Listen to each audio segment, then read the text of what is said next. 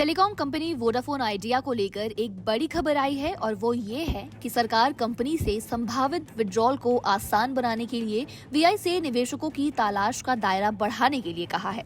एक रिपोर्ट के अनुसार सरकार ने कंपनी से कहा है कि वो घरेलू और अंतर्राष्ट्रीय दोनों तरह के विकल्पों पर विचार विमर्श करे। अब कंपनी ऐसे निवेशकों की तलाश में है जो सरकार की हिस्सेदारी को कम करने में उनकी मदद कर सके।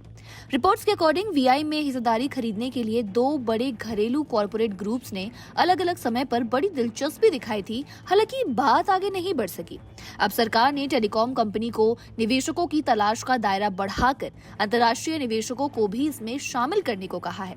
ये बात सरकार में बड़े पद पर काम कर रहे दो अधिकारियों ने बताई है। कहा जा रहा है कि अमेरिका स्थित एक फंड हाउस वोडाफोन आइडिया पर नजर बनाए हुए है। फंड हाउस ने निवेश करने की दिलचस्पी भी दिखाई है। इस फंड हाउस के फाउंडर भारतीय मूल के हैं। फंड हाउस टेलीकॉम सेक्टर में ऑपरेशन का अनुभव रखने वाली किसी घरेलू साझेदारी के साथ हाथ मिला सकता है। वीआई पर भारी कर्ज होने के कारण उसके अस्तित्व का रास्ता फिलहाल अनिश्चित लग रहा है। कंपनी दो बड़े कंपेटिटर्स रिलायंस जियो और भारती एयरटेल के हाथों लगातार अपने ग्राहक खो रही है और यही कारण है कि सरकार ने उसे निवेशकों की तलाश के लिए दायरा बढ़ाने को कहा है। वोडाफोन आइडिया में भारत सरकार की 49% हिस्सेदारी है। सरकार ने फरवरी 2025 में कंपनी के ऊपर बकाया ब्याज के बदले वीआई में हिस्सेदारी को बढ़ा दिया था। सरकार ने बीते साल वीआई के बकाया एजीआर के 87,695 करोड़ रुपए को अगले 5 साल के लिए बढ़ा दिया था।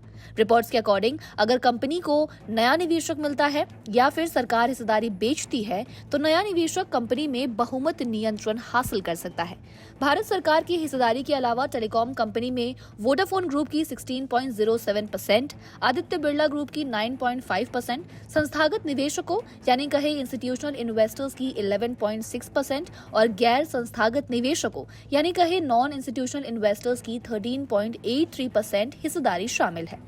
कंपनी की फाइनेंशियल परफॉर्मेंस की बात करें तो कंपनी का अक्टूबर-दिसंबर 2025 तिमाही में कंसोलिडेटेड नेट लॉस घटकर 5,286 करोड़ रुपए रह गया। एक साल पहले नेट लॉस 6,609 करोड़ रुपए था। वोडाफोन आइडिया का सब्सक्राइबर बेस सालाना आधार पर 3.4% कम होकर 19.29 करोड़ रह गया है। दिसंबर 2024 तिमाही में कंपनी के 19.98 करोड़ सब्सक्राइबर थे।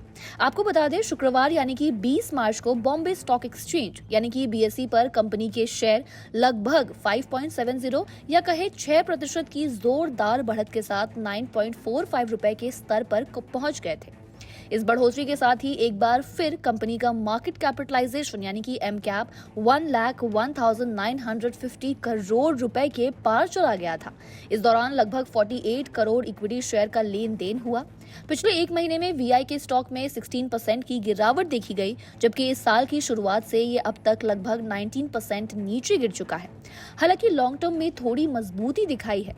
एक साल की अवधि में इस शेयर ने निवेशकों को 30% का जोरदार रिटर्न दिया है, जबकि 3 साल में 49% का उछाल आया है। खबर पर आपकी क्या राय है? कमेंट्स में लिखकर हमें जरूर बताएं।